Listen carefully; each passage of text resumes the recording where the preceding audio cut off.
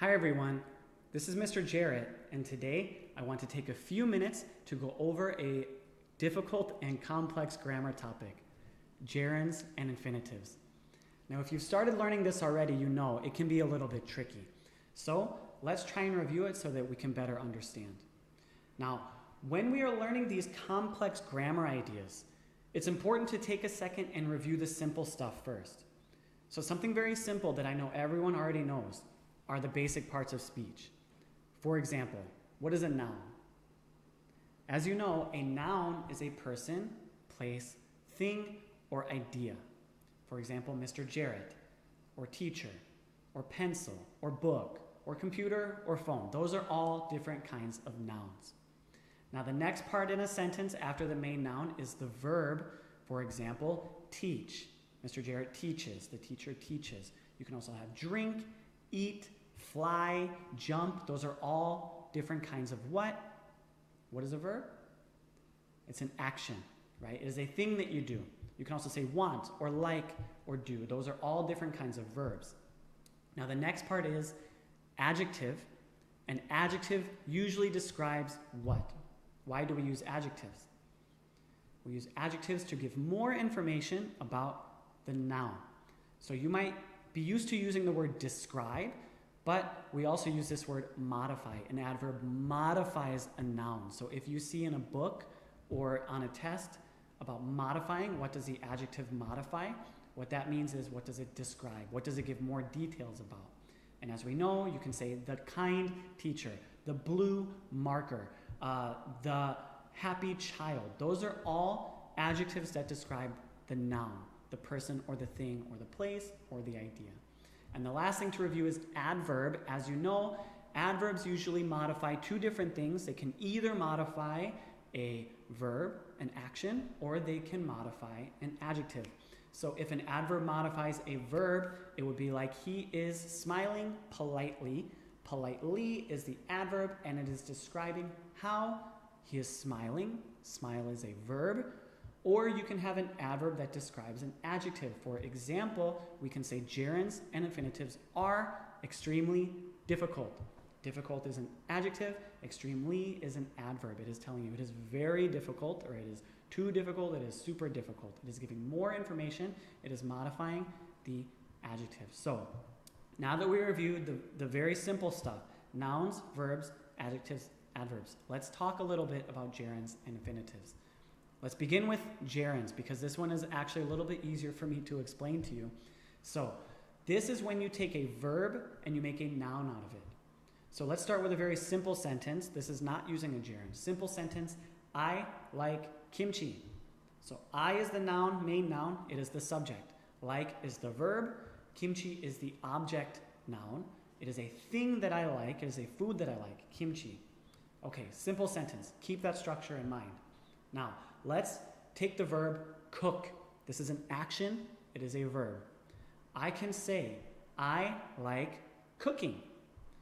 Now, what I have done is I've taken the verb cook and I'm adding ing and I'm making it a thing that I like.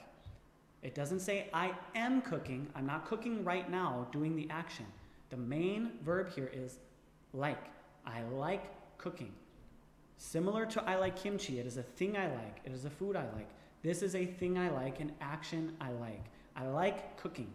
I like doing the thing of cooking is a way you can think of it. So if you see a case where it is a verb with ing and it is being used like a thing, like a noun, that is a gerund. Okay, so it could be confusing because you know there's the present progressive tense, the past progressive, the future progressive. And in those cases, like I mentioned earlier, I am cooking. That is a progressive verb. That is not saying it is a thing that I like, or it is not being used as a noun or as a gerund. It is being used as a verb. He is running. That is the main action of the verb, is of the sentence. He is running. That does not mean he likes running. He wants to run. It means it is the action of the sentence. So be very careful when you see is or are before. That usually means that is the progressive tense of the verb. But when you just have it being used as a noun, verb plus ing, then it is a gerund. A little tricky, we'll review some more at the end, but right now let's go into infinitives. So infinitive is the base form of the verb or a stem of the verb. For example, to swim, I can say I swim, you swim, she swims, I add S. So in a lot of other languages, for example, Spanish and French, when we learn the infinitive, that is important because in some other languages, they change the verb depending on what the subject is. But this is English, and usually it's actually not that tricky on how to change the verb compared to other languages. But the best example that I can think of infinitives is to be. Because as you know, we don't say I be, you be, he be, she be. We don't say that. We say I am, you are, he is, she is, they are, we are. But the infinitive, the base, the stem of the verb is to be. So we talk about the verb to be. I'm telling you all this so that you can understand in infinitives we are using to either as a noun, adjective, or adverb. Okay, so I'm going to start giving this example here. It is the infinitive as a noun. And if it's a noun, it is telling you what. So again, let's do a basic sentence. I want money. What do I want? I want money. Money is a thing that I want. That is clearly a noun, right? But I can also say, I want to sleep. To sleep. As you know, sleep is a verb. To sleep is the infinitive. But similarly to the last sentence, this is a thing that I want. I want the action of sleeping. I want to sleep. So in this case, to sleep is the infinitive. It is a thing I want. So it is an infinitive being used as a noun. Now you can also use infinitives as adjectives. For example, she gave me a toy to play with. So here, to play is the infinitive, and it is describing what? Do you know what it's describing or modifying here? To play. This is telling you about the toy. You can just say she gave me a toy, period, and that's the sentence. But she gave me a toy. What kind of toy? A toy to play with. It is describing the toy. Another example would be my favorite subject to study is English. So we have to study, that is an infinitive, and it is describing, do you know? It's describing subject, and subject is a noun, just like toy, and so this is being used as an adjective. Last one, I want something to eat. So to eat, I could just say I want something, period. What kind of something do you want? I want something to eat. I am describing, do you know? I'm describing something. I'm describing the noun, and something that modifies or describes a noun is an adjective. So I want something to eat. The last part is adverb, and usually this is describing why you did something. As you know, adverbs can modify verbs, right? So I can make this sentence. He went to Chicago to learn about architecture. Now, if I just say he went to Chicago, you might ask the question, why? Why did he go to Chicago? He went to Chicago to learn about architecture. So we have to learn. To learn is the infinitive. And what is to learn modifying? What is it giving more information about? It is telling you why he went. And as you know, went is go. Why he went to Chicago. Why did he go? He went for this reason, to study about blah, blah, blah. So in this case, it is modifying the verb, which means it is being used as an adverb. The last one I have here, I ran to school to arrive more quickly. So I have to arrive. To arrive is an infinitive. And what is it modifying here? It's modifying ran. Why I ran. And if it is modifying the verb, it is an adverb. Now there's one tricky kind of sentence I want to point out just in case. So I wrote this one, to reduce the amount of air pollution in cities, drive an electric vehicle. This one is tricky because it switches part of the sentence, right? Now here the main subject is taken out because this is a command sentence.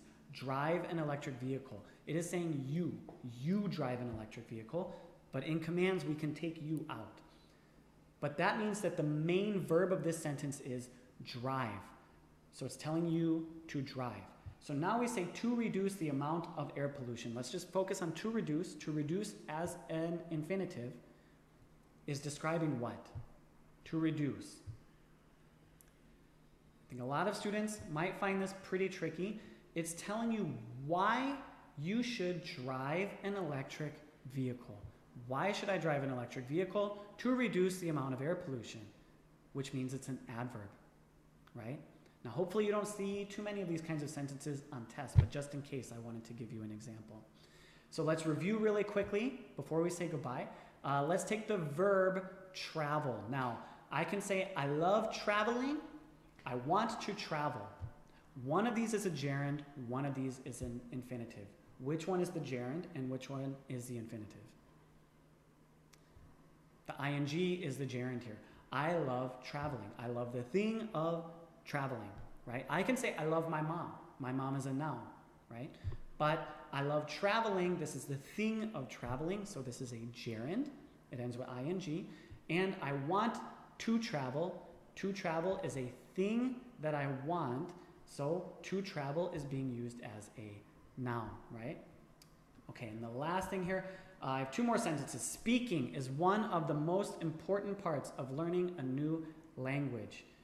So here, speaking is a gerund. It is a thing. It is the subject of the sentence. It is a noun. Speaking is blah, blah, blah. The thing of speaking, right? This is a gerund. The student walked to Mr. Jarrett's office to ask him a question. The student walked to Mr. Jarrett's office to ask him a question.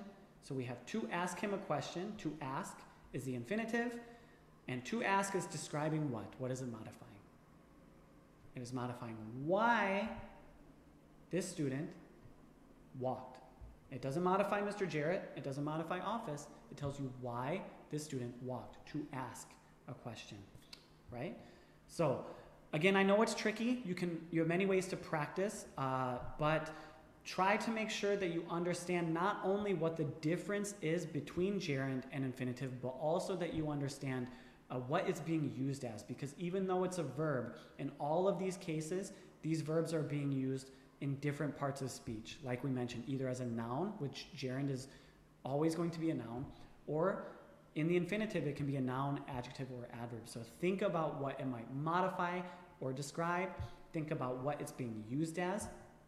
And you kind of have to think of the sentence almost like a math problem a lot of times. So good luck. If you see me, ask me any questions, and have a great day.